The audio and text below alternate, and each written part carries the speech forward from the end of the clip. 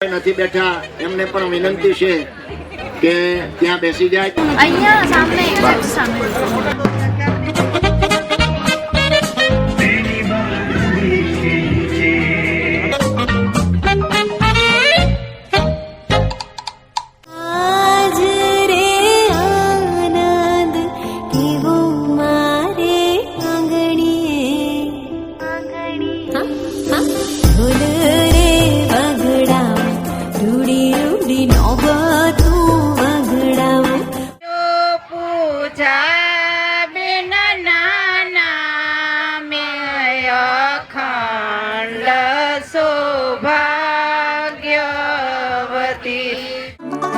मुंडा थोड़ा off beat है पर कुड़ियां दे नाल बहुत स्वीट है.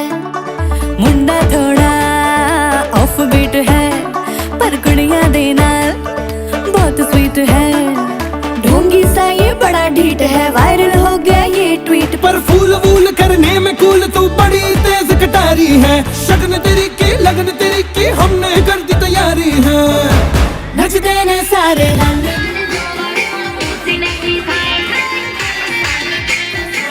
नजारे नचते ने सारे रंग.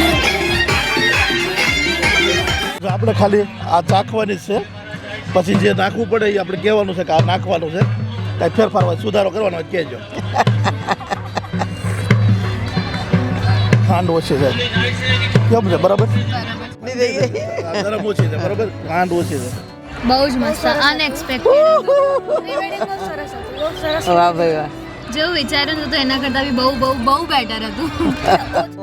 જે લોકો ટીમ આવી હતી તમને સપોર્ટ કરતી હતી? ટીમ બી બહુ જ સપોર્ટિવ ટીમ હતી. કપડાં કેટલા ચેન્જ કર્યા હતા? અમે 4-5 જોડી કર્યા. 4-5 જોડી. તમારા જે શું કહેવાય આજના તમારા જે હસબન્ડ બનવાના છે એ તમને સપોર્ટ કરતા હતા? આમ અમારે મતલબ હેવી ડ્રેસીસ ને બધું ચેન્જીસ અમારે કરવાનું પણ એ બી સપોર્ટ કરે. આમ રાણીની જેમ રાખતા હતા કે કેવી રીતે? લાઈફ લાઈનની તો બધી એક્ટિવિટી સારી જ છે, પ્રોપર ટાઈમ ટુ ટાઈમ ને બધું જ સારું છે. તમે પર્સનલી અમારા હસબન્ડે એટલે અમારા ફેમિલીમાં મારા દાદા બીમાર હતા. અમારા હસબન્ડ હોસ્પિટલમાં ખબર કાઢવા બી આવ્યા ને જરૂર પડે તો બ્લડ ડોનેટ કરવાનું હતું. એના માટે બી એ તકલીફના ટાઈમમાં એમણે સપોર્ટ આપ્યો. એટલે આમ બ્રિજેશનો તમારા ફેમિલી પ્રત્યેનો સપોર્ટિવ સ્વભાવ તમને ખ્યાલ આવી ગયો કે સપોર્ટિવ તો છે. લાઈફ લાઈને બહુ સરસ ગતિ દીધું છે. તમારા નસીબમાં હતું એ તો મળ્યું, પણ હવે નિભાવી આપણે જાણવાનું હોય કે ભાઈ બધું કેવી રીતના સેટ થશે એવી રીતે. કેવું છે નણંદ સાસુ સસરા બધું રેડી બધાને? મારે કોઈ છે જ નહીં, પણ જે છે મમ્મી પપ્પા બી છે, પણ મમ્મી પપ્પાનો નેચર બી બહુ જ મસ્ત છે. મારે એવું છે પહેલેથી કે મને પપ્પાનો પ્રેમ નહોતો મળેલો એવું હતું, પણ મારા જે સસરા છે મારા સાસુ છે એ પણ મને હું ત્યાં જાઉં ને તો બી મને એવું નહીં લાગતું કે હું મારા સાસરીમાં આવી છું. મને એવું જ ફીલ થાય છે કે હું હજી મારા જ ઘરે છું. કોઈ રોકટોક તો સમજ્યા, પણ જે રીતે બોલવાનું છે, જે સ્વભાવ આપણે જે મેઇન વસ્તુ હોય એ સ્વભાવ બી એ લોકોનો એટલો સરસ છે. અને કરણનો બી સ્વભાવ એટલો મને મેઇન હતું કે મારા પછી મારી મમ્મીને અને મારી બંને બહેનોને કોઈ સાચવવાવાળું હોવું જોઈએ, મતલબ કે એઝ અ ગમે તે રીતે એ સાચવી લે મારા પેરેન્ટ્સને એવી રીતનું હતું. અને બધી રીતે એમને બહેનો નથી પણ એમને મારી બહેનોને બી એમની બહેનોની જેમ રાખે છે. મારે કોઈ વસ્તુ કહેવાની જરૂર નથી પડતી, બોલ્યા પહેલાં એ વસ્તુ હાજર બી હોય છે ને એ કરી બી નાખે છે.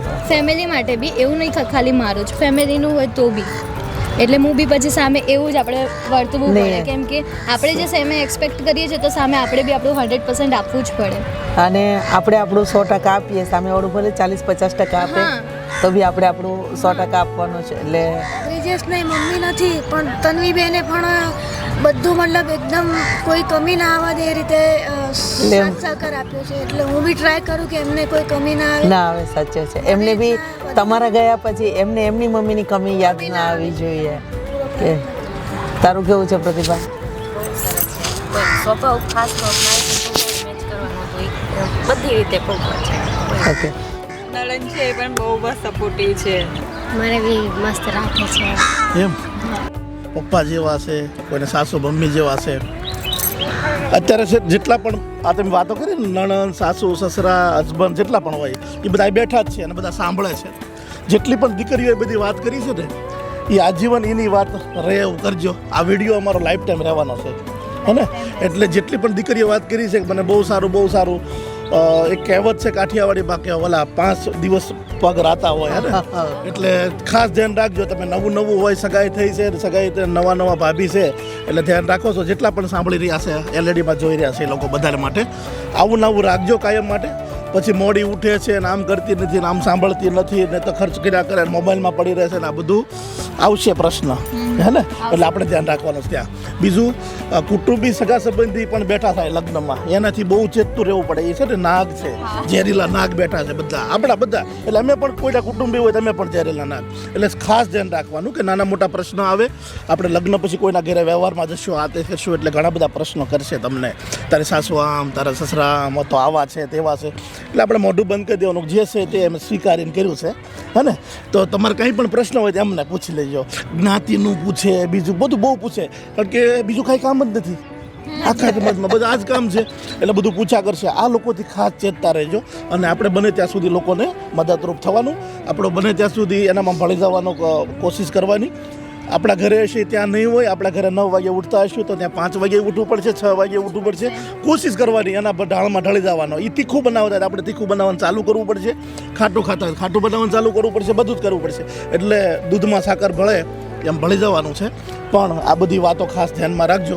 અને ફરીવાર જેટલા પણ સગા સંબંધી આ સાંભળી રહ્યા છે એ બધાને, જે દીકરીઓ જે વાત કરી છે, જે ખુશ છે, અમે પણ ખુશ છીએ, તો આવીને આવી ખુશી કાયમ રહે એવું રાખજો. ભૂલો તો કરવાની જ છે, એ પણ તમને ચેતવણી આપી દો બધાને, આ જેટલા બેઠા છે બધાને, કે આ બધી ભૂલો કરશે પણ એને ભૂલ સુધારવાની કોશિશ કરજો. આ તો કરશે જ, પણ તમે પણ એને શીખવવાની કોશિશ કરજો. એમની ભૂલ થતી હોય એમ પહેલાં આપણે જોવાનું, આપણી ભૂલ થતી હોય એમ ઘણીવાર એમની પણ ભૂલ થતી હોય ને આપણી પણ થતી હોય. જેમ આપણા મમ્મી પપ્પા છે સવારથી સાંજ સુધી 5-10 વખત આપણને ટોકે નહીં ત્યાં સુધી આપણી સાંજ ન પડતી હોય, આમ ન કરું. પણ એ આપણા મમ્મી પપ્પા છે તો 30 સેકન્ડ આપણે ભૂલી જતા હોય. એમ જે ઘરમાં જઈએ છીએ એમના પરિવારવાળા ક્યારેક આપણને કંઈ કહે, માઠું લાગે તો તરત જ આપણે વિચાર કરવાનો કે મારા મમ્મી તો આના કરતાં પણ મને વધારે ખીજાતા હતા, છતાં પણ એ કેમ મેં જતું કરી દીધું, બીજી વખત હું એમને એ યાદ નથી કરતી. તો અહીંયા બી સેમ આ જ વસ્તુ કરવાની છે. જો ડગલે ને પગલે ભૂલવાની કોશિશ કરશો તો સંસારની અંદર વહેલા પાર ઉતરી જશો. વર્ષ 8-10 મહિના લાગશે તમને કોઈની સાથે સેટ થતા માટે. તમારા હસબન્ડ સાથે તો સેટ થવાનું તમારે લાઈફ ટાઈમ ડગલે ને પગલે શીખવાનું છે, પણ મમ્મી પપ્પા સાથે બી એના કરતાં વધારે સેટ થવાનો છે, જેથી કરીને તમને તકલીફ ન પડે. જે સાસુ સસરા છે એ સાસુ સસરા છે, પણ મમ્મી પપ્પાની એટલે બધા કહેતા હોય ને કે અમારે તો દીકરી નથી, અમારે તો દીકરી જેમ રાખવાની, પણ હું ના પાડું છું, દીકરી જેમ નથી રાખવાની, ને? એ વહુ છે તમારા ઘરની લક્ષ્મી છે, એટલે આપણે એ પ્રમાણે રહેવાનું છે.